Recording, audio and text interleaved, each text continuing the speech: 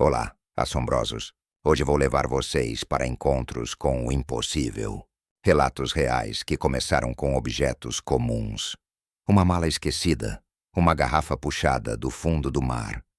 Mas terminaram com escolhas que cobram preço em alma, tempo e sangue. Então prepare-se, apague as luzes, coloque os fones de ouvido e mergulhe comigo no lado mais sombrio da realidade. Se você tem coragem, fique comigo. Já se inscreveu no canal? E comenta aí de qual cidade você está ouvindo esse relato. Primeiro relato. O cheiro chegou primeiro. Incenso queimado misturado com algo metálico. Coisa de deixar a garganta arranhando. Trabalhava como despachante de bagagens no aeroporto de Guarulhos há 6 anos. E conhecia todo tipo de cheiro. Perfume francês vazado, comida estragada, até maconha mal escondida. Mas aquele era diferente. Peguei a mala errada sem perceber. Só notei quando cheguei em casa, 3 horas depois do turno. Tinha acabado uma semana infernal. 16 voos atrasados, passageiros gritando, sistema fora do ar. Eu só queria tomar banho e dormir. A mala estava no chão do quarto, idêntica à minha. Mesma marca, mesma cor cinza escuro, mesmo tamanho. Mas quando fui conferir a etiqueta, o nome estava borrado. Impossível de ler. Devia ter voltado para o aeroporto na hora, mas eu estava exausto demais para me importar. Pensei em resolver no dia seguinte.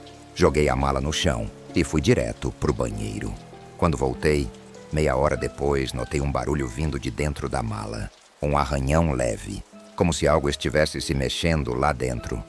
Parei no meio do quarto. Escutei com atenção. Silêncio. Talvez fosse só o fecho se ajeitando. Mala faz barulho às vezes, não faz? Mas aí ouvi de novo. Mais claro dessa vez. Um som abafado. Como se alguém estivesse tentando falar. Meu estômago embrulhou. Me aproximei devagar da mala, as pernas tremendo. Coloquei a mão no zíper e puxei com cuidado. O que vi dentro me fez cambalear para trás e bater com as costas na parede. Tinha um homem lá dentro, encolhido numa posição impossível. Joelhos dobrados contra o peito, braços abraçando as pernas. Era magro, muito magro, quase pele e osso. A pele tinha um tom meio bronze, como se fosse do Oriente Médio. Tinha barba preta e densa, cabelos longos e escuros que caíam sobre o rosto. Usava roupas estranhas, como túnicas de tecido grosso e desgastado pelo tempo.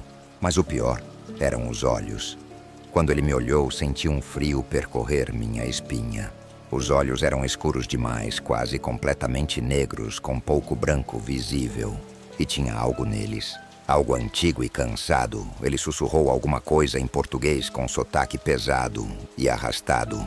Por favor, não me machuque. Eu recuei ainda mais, tropeçando na própria perna. Eu não vou te machucar. Consegui dizer com a voz tremendo. Quem é você? Como você entrou aí? Ele não respondeu. Apenas me encarou com aqueles olhos fundos e desesperados. Vou te tirar daí, falei, estendendo a mão. Vou chamar ajuda. A polícia? Uma ambulância? Não. Ele disse com urgência, se encolhendo ainda mais. Por favor, não. Foi quando algo caiu da mala e rolou pelo chão com um tinido metálico. Me abaixei e peguei. Era uma moeda de ouro, antiga, com inscrições numa escrita que eu não reconheci. Parecia árabe ou persa. O que é isso? Perguntei segurando a moeda. O homem fechou os olhos e gemeu baixo, como se estivesse com dor. E então outra moeda caiu. Depois outra. Olhei para ele, depois para as moedas, sem entender nada. Peguei meu celular e liguei para o meu melhor amigo, Rafael. Ele morava a 2 quarteirões de distância. Rafa, você precisa vir aqui agora. Tem um negócio estranho acontecendo. 15 minutos depois, Rafael estava no meu quarto com os olhos arregalados, olhando para o homem na mala. Cara, que porra é essa? Ele sussurrou incrédulo. Eu não sei, respondi. Peguei a mala errada no aeroporto. Quando abri, Rafael se aproximou devagar e se agachou na frente da mala. O homem recuou, gemendo, e mais 3 moedas caíram. Rafael pegou uma e examinou contra a luz. É ouro, ele disse com voz tensa. Ouro de verdade. Olha as inscrições. A gente precisa chamar a polícia. Falei. Isso é loucura. E falar o quê? Que a gente encontrou era um cara numa mala que cospe moedas de ouro? Vão achar que a gente tá louco. Ou pior, vão achar que a gente sequestrou ele. Tinha razão. A situação toda era absurda demais. Chamamos mais 2 amigos, Lucas e Diego. Quando chegaram e viram, ficaram tão chocados quanto nós. Lucas, que sempre foi mais prático e menos emotivo, foi direto ao ponto. Vamos testar uma coisa. Ele disse, pegando uma caneta da minha mesa. Testar o quê? Perguntei. Ele se abaixou e cutucou de leve o braço do homem com a ponta da caneta. O homem gritou, se contorceu e 5 moedas caíram de uma vez. Meu estômago revirou. Para, Lucas. Você tá machucando ele. Cara, olha isso. Lucas disse, pegando as moedas. A gente pode ficar rico. Só precisamos... Não, interrompi. A gente não vai fazer isso. A gente vai descobrir o que tá acontecendo e depois chamar as autoridades certas. Mas minha voz saiu menos firme do que eu queria, porque uma parte de mim, uma parte pequena e escura que eu não gostava de admitir, estava calculando quanto aquelas moedas valiam. Rafael vasculhou minha estante e pegou um livro velho que eu tinha comprado num sebo anos atrás e nunca lido. Contos e Lendas do Oriente. Começou a folhear rapidamente. Cara, olha isso aqui. Ele disse, parando numa página. Gênios. Criaturas do folclore árabe e persa, feitas de fogo sem fumaça. Diz aqui que eles podem ser aprisionados. E quando estão presos, às vezes habitam recipientes humanos. Olhamos para o homem na mala. Ele nos encarava em silêncio. E se for real? Lucas disse com os olhos brilhando de ganância. Imagina quanto isso vale. Os dias seguintes foram um borrão que prefiro não lembrar com detalhes. Mantivemos o homem escondido no meu quarto. Eu queria soltá-lo, juro que queria. Mas Rafael me convenceu a esperar, a entender melhor o que estava acontecendo. E Lucas e Diego, eles começaram a testar. No começo eram coisas pequenas. Um beliscão, um puxão de cabelo. E as moedas caíam. Sempre moedas antigas de ouro maciço, com inscrições em árabe. Levávamos as moedas para casas de penhores diferentes, sempre em pequenas quantidades para não levantar suspeita. O dinheiro começou a entrar. Muito dinheiro. Eu participei. Deus me perdoe, mas participei. Uma vez, só uma vez, quando o homem me olhou suplicante e eu pensei na minha mãe no hospital precisando de tratamento caro que o plano não cobria. Eu fechei os olhos e belisquei o braço dele. 3 moedas caíram. E junto com elas, um pedaço da minha alma. Mas Lucas e Diego foram além, muito além. Eles começaram a ir até meu apartamento quando eu estava no trabalho. Rafael me contava, preocupado, que os 2 estavam ficando obcecados. Cara, a gente precisa parar com isso. Rafael me disse uma noite. Olha o estado dele. Tá definhando? E tem algo errado no ar quando a gente tá perto da mala. Você não sente? Sentia. O ar ficava pesado, denso. O cheiro no quarto tinha mudado, ficado metálico e estranho. E o homem estava diferente, mais magro, a pele mais pálida, os olhos mais fundos. Vou soltar ele. Decidi finalmente. Hoje à noite. Chega. Mas quando cheguei em casa naquela noite, Lucas e Diego já estavam lá. E havia algo de errado na expressão deles. Algo selvagem e desesperado. Onde ele tá? Perguntei entrando no quarto. A mala estava aberta, vazia. O que vocês fizeram? Gritei agarrando Lucas pela camisa. Ele parou de reagir. Lucas disse, evitando meu olhar. A gente foi longe demais e ele simplesmente parou. Meu sangue gelou. Vocês mataram ele? Ele não estava vivo para começo de conversa. Diego disse defensivamente. Era algum tipo de coisa. Não era humano de verdade. O quarto começou a tremer. Leve no começo, depois mais forte. Quadros caíram das paredes. Livros despencaram da estante. Que porra! Lucas gritou. A mala no chão começou a pulsar como se tivesse vida própria. Uma fumaça negra e densa começou a sair de dentro dela, se espalhando pelo quarto. Tinha cheiro de enxofre e algo queimado. Corram! Gritei empurrando Lucas em direção à porta, mas era tarde demais. A fumaça se condensou, tomou forma, e então ele apareceu. Não era o homem frágil e magro da mala. Era algo enorme, facilmente 2,5 metros de altura. O corpo era alongado, quase esquelético, mas musculoso ao mesmo tempo. A pele tinha um tom acinzentado, com veios que brilhavam como brasas. Os olhos eram amarelos e brilhantes como fogo. E quando abriu a boca para falar, vimos chamas dançando lá dentro, livres. A voz ecoou no quarto como se viesse de todos os lugares ao mesmo tempo. Finalmente livres. O gênio olhou para cada um de nós. Quando o olhar passou por mim, senti como se ele estivesse vasculhando minha alma, pesando cada pensamento, cada ação. Vocês destruíram meu recipiente. Ele disse com voz que soava ao mesmo tempo curiosa e furiosa. Minha prisão por 100 anos. O humano que abrigava minha essência enquanto eu pagava por crimes antigos. Lucas e Diego tentaram correr. O gênio ergueu uma mão e eles congelaram no lugar, incapazes de se mexer. Torturas. Ele continuou. Ganância, crueldade, tudo por pedaços de metal amarelo. Ele olhou para as moedas espalhadas pelo chão com desdém. Depois olhou para mim e para Rafael. Vocês dois, disse apontando. Senti seus conflitos, suas hesitações, suas culpas. O gênio se aproximou de mim até ficarmos cara a cara. O calor que emanava dele era insuportável. Você participou, causou dor, mas também tentou parar, quis libertá-lo. Inclinou a cabeça como se estivesse tomando uma decisão. Os antigos dizem que o gênio libertado deve oferecer algo a quem quebra suas correntes. Normalmente seria vingança, mas você, humano, está em uma situação interessante. Ele ergueu a mão e chamas verdes dançaram entre os dedos. Vou te dar uma escolha, não um desejo. Uma escolha. Posso curar sua mãe. Ela viverá.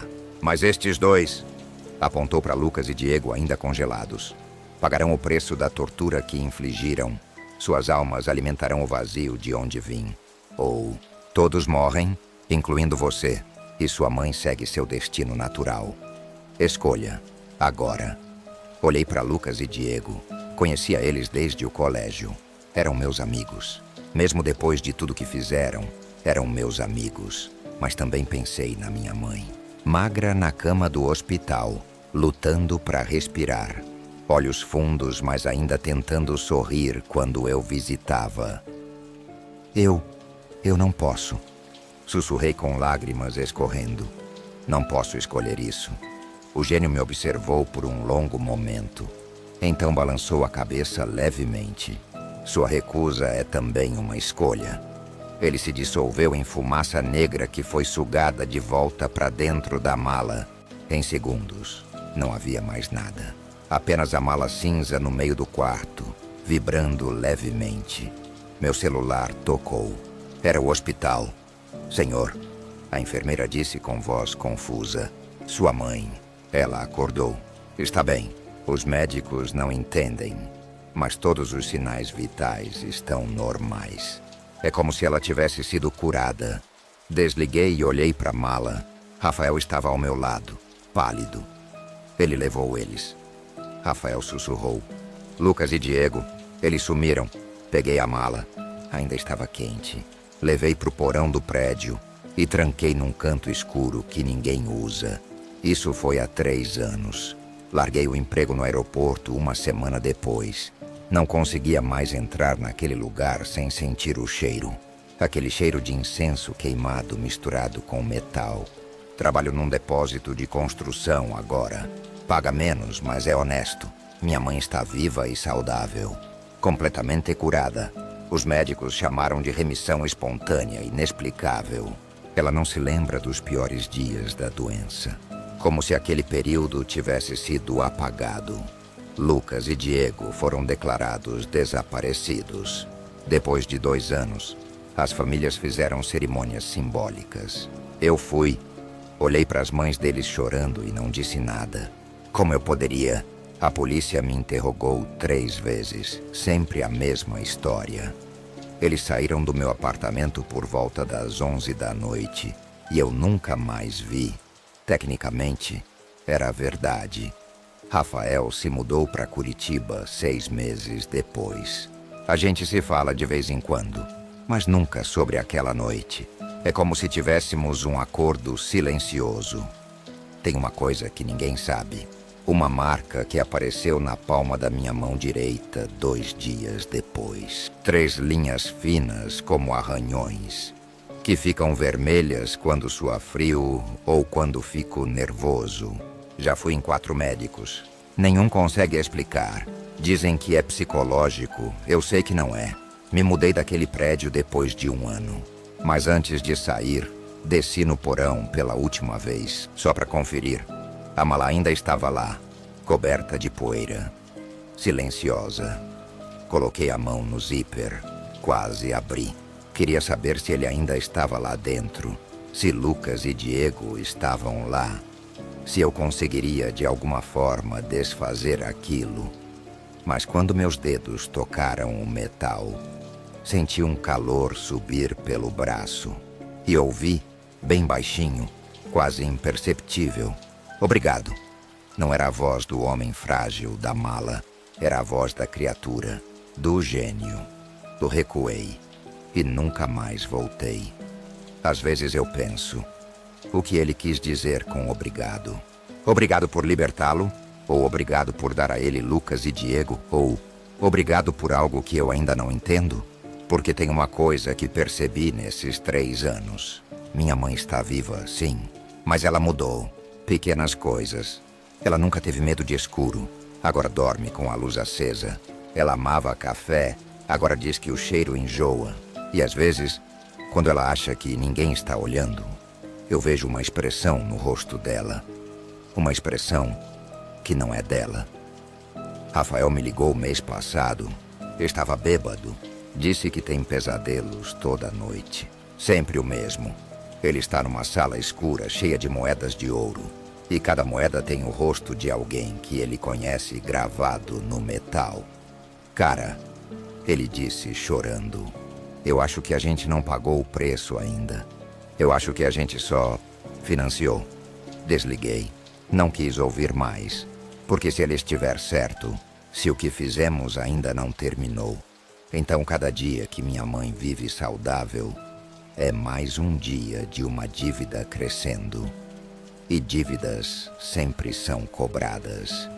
Se você um dia encontrar algo que não deveria existir, não tente negociar com isso. Não tente entender. E principalmente, não aceite presentes de coisas que vivem em lugares impossíveis. Porque às vezes a cura é pior que a doença. E às vezes, salvar alguém significa condenar a si mesmo. Minha mãe está viva, mas eu acordo todo dia me perguntando: até quando? E quando o prazo vencer, quem vai pagar? Eu já sei a resposta e estou esperando. Segundo relato, 12 anos é o tempo que fui pescador em Itacaré. Conhecia cada pedra, cada corrente, cada segredo daquelas águas. Meu nome é Joaquim, mas todo mundo me chama de Kim. Aprendi a pescar com meu pai, que aprendeu com o pai dele. É assim que funciona aqui na Bahia. O mar é nosso ganha-pão, nossa vida, nossa religião. Aquele setembro de 2019, a temporada estava ruim. Muito turista, pouco peixe. Os mais velhos diziam que era castigo de Iemanjá por tanta poluição. Eu só queria pagar as contas. Foi numa quinta-feira que encontrei a garrafa. Não estava pescando nos meus pontos habituais. Tinha ido mais longe, além do costão, onde a plataforma continental cai de repente e a água fica escura como breu. Lugar perigoso, corrente forte, ondas traiçoeiras. Mas era lá que ficavam os peixes grandes quando a água esquentava demais perto da costa. Joguei a rede pela 3ª vez naquela manhã. Quando puxei, veio pesada, mas não do jeito certo. Peixe se debate, faz a rede balançar.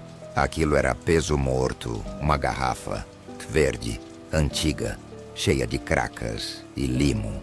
Mas o que chamou atenção foram os desenhos no vidro.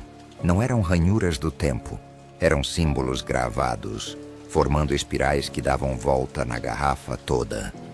O lacre Era de metal escuro, quase preto de tão oxidado. Devia ter jogado de volta. Minha avó sempre dizia que coisa que o mar guarda por muito tempo tem motivo.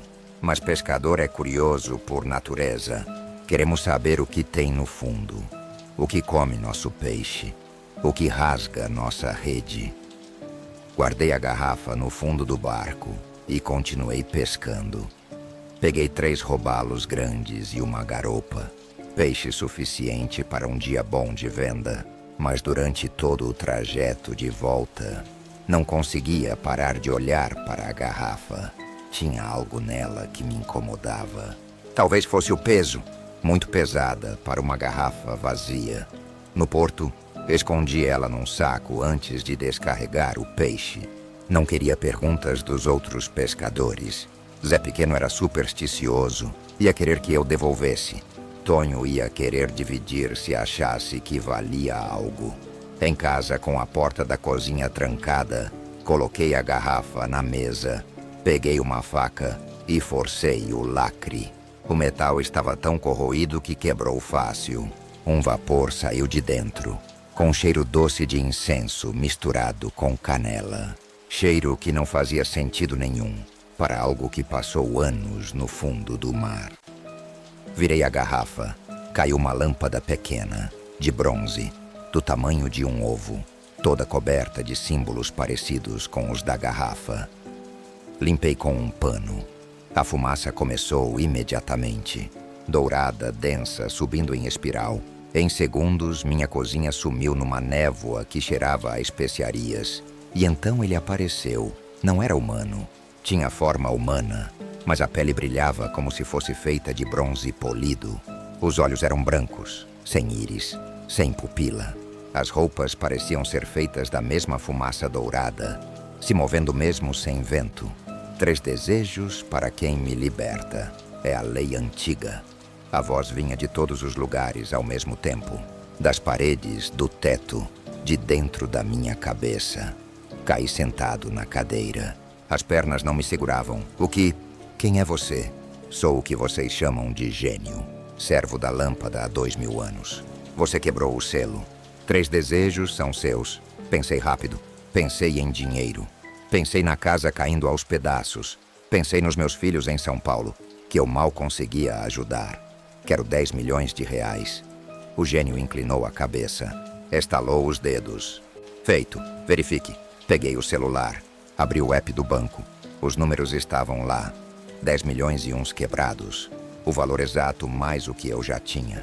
Meu Deus. Deus não tem nada com isso. Faça seu segundo desejo. A ganância era uma coisa engraçada. Quando você tem, quer mais. Quer uma casa. Uma mansão. Aqui em Itacaré. Outro estalo. A escritura está na gaveta. A casa da Praia da Concha agora é sua. Eu conhecia a casa. A maior da cidade. Valia uma fortuna. Meu terceiro desejo. Foi quando minha mulher, Conceição, entrou na cozinha. Ela vinha do quintal, onde estendia roupa. Entrou falando alguma coisa sobre o almoço e travou quando viu o gênio flutuando na nossa cozinha. O balde que ela carregava caiu. A água se espalhou pelo chão, mas Conceição não gritou, não correu. Ficou parada, olhando fixo para o gênio, e seus olhos mudaram. Ficaram brancos como os dele por um segundo. Depois voltaram ao normal, sangue antigo. O gênio disse, e pela primeira vez pareceu surpreso. Sua mulher descende dos que me aprisionaram. Ela pode ver minha verdadeira forma. Joaquim. Conceição disse, e sua voz estava diferente, mais firme, mais antiga. Esse não é um gênio. É um ifrit, demônio do deserto. Cada desejo tem um preço de sangue. Olhe sua mão. Olhei. No centro da palma direita, uma marca em espiral estava se formando. Queimava como ferro quente, mas eu não tinha percebido até ela falar. O primeiro desejo custou 10 anos da sua vida. Ela continuou. O segundo custou 20. Se fizer o terceiro, ela está certa. O Ifrit disse, e agora seu sorriso mostrava dentes afiados demais, mas incompleta. O terceiro desejo custa algo mais precioso que anos. Custa uma alma, a sua ou de alguém que você ama. Olhei para Conceição, depois para a marca na minha mão que queimava cada vez mais. Como você sabe disso tudo? Minha avó era do Marrocos, ela disse. Cresci ouvindo as histórias. Pensei que eram só lendas. Mas ela me ensinou as palavras. Joaquim, eu posso prendê-lo de novo, mas você precisa fazer o terceiro desejo. E precisa ser específico. O Ifrit riu. O som fez os copos tremerem no armário. Ela não pode fazer nada. As palavras antigas foram esquecidas. Conceição começou a falar em árabe, ou algo que soava como árabe. As palavras saíam rápidas, ritmadas, como uma reza. O Ifrit parou de rir. Seus olhos brancos se arregalaram. Impossível. Essa linhagem morreu há séculos. Minha bisavó era uma delas. Conceição disse. Uma guardiã. E eu lembro das palavras. Ela continuou recitando. O Ifrit começou a se contorcer, a fumaça dourada ficando mais escura. Faça o desejo. Mas ele gritou para mim. Faça agora ou todos morrem. Joaquim, Conceição disse sem parar de recitar. Deseje que ele volte para a lâmpada e que só possa sair se alguém do meu sangue permitir. Não. O Ifrit urrou. Meu terceiro desejo, eu disse rápido, é que você volte para a lâmpada e só saia se alguém do sangue de Conceição permitir. O grito do Ifrit foi tão alto que os vidros das janelas trincaram. Ele foi sugado para dentro da lâmpada numa espiral de fumaça escura. Em segundos, acabou. A lâmpada caiu na mesa com um som metálico. Conceição parou de recitar e quase caiu. Segurei ela. Você nunca me disse, porque achei que eram só histórias da vovó. Até ver ele aqui. A marca na minha mão ainda queimava. Conceição pegou um pano com água fria e colocou em cima. Os anos que você perdeu não voltam. Ela disse. 30 anos, Joaquim. Você tinha 52. Agora seu corpo tem 82. Corri para o espelho do banheiro. Meu rosto estava o mesmo, mas tinha algo diferente. Rugas mais fundas, cabelo mais branco, mãos mais trêmulas. O dinheiro vai sumir em 3 dias. A casa também. É assim que funciona. O que o Ifrit dá, ele tira. E a lâmpada precisa ser escondida. Mas não podemos destruir. Se destruir, ele se liberta. Nos 3 dias seguintes, exatamente como Conceição disse, o dinheiro sumiu da conta. A escritura da casa desapareceu. Foi como se nunca tivessem existido. Mas os 30 anos que perdi não voltaram. Conceição escondeu a lâmpada. Não me disse onde. Disse que era melhor eu não saber. 3 meses depois, comecei a ter os sonhos. O Ifrit aparecia toda noite. Às vezes como fumaça, às vezes com forma humana, às vezes como algo pior. Sempre dizendo a mesma coisa. O sangue antigo está acabando. Um dia, alguém vai me libertar. E eu vou lembrar de você. Conceição tentava me acalmar. Dizia que eram só pesadelos, que ele não podia sair. Mas eu via no olho dela que ela também tinha medo. Nosso neto Pedro nasceu ano passado. Filho do nosso filho mais novo. Nasceu com uma marca de nascença no peito. Uma espiral, idêntica à que tenho na mão. Conceição chorou quando viu. Disse que o sangue antigo passou para ele. Que um dia, quando formos embora, ele vai ser o guardião. Mas ele é só um bebê, eu disse. Por enquanto, ela respondeu. Mas o Ifrit é paciente. Ele esperou 2000 anos. Pode esperar mais algumas décadas. Ainda pesco, mas agora fico perto da costa. Não vou mais para águas fundas. Não quero encontrar mais nada lá embaixo. Meu corpo envelheceu 30 anos em um dia. Mas minha mente ainda tem 52. É estranho. As pessoas me tratam como idoso, mas por dentro ainda sou jovem. A marca na mão nunca saiu. Às vezes coça, principalmente quando passo perto de antiquários ou quando vejo algo antigo sendo vendido na feira. Conceição diz que é aviso, que existem outros como o Ifrit, presos em objetos, esperando alguém curioso o bastante para libertar. Tento avisar os outros pescadores. Digo para não pegarem nada estranho do fundo do mar. Mas eles riem, acham que fiquei louco depois de envelhecer, de repente. Inventaram até explicação. Dizem que foi AVC, que afetou o meu cérebro. Deixo eles acreditarem no que quiserem. Semana passada, Zé Pequeno achou uma caixa de metal no anzol, toda cheia de símbolos. Perguntou se eu sabia o que era. Disse para jogar de volta. Ele riu. Disse que ia levar para casa, ver se tinha algo valioso dentro. Não voltou para pescar desde então. A mulher dele diz que ele sumiu, que saiu de casa no meio da noite e não voltou. Mas eu sei a verdade. Quando algo antigo é libertado, sempre cobra um preço. E sempre tem alguém curioso o bastante para pagar. Obrigado por chegar até aqui, assombrosos. Se você conseguiu acompanhar esta história até o fim, parabéns. Você enfrentou o lado mais sombrio da realidade comigo. Não se esqueça de se inscrever no canal e ativar o sininho para não perder nenhum dos nossos próximos relatos. Se você tem coragem, fique comigo.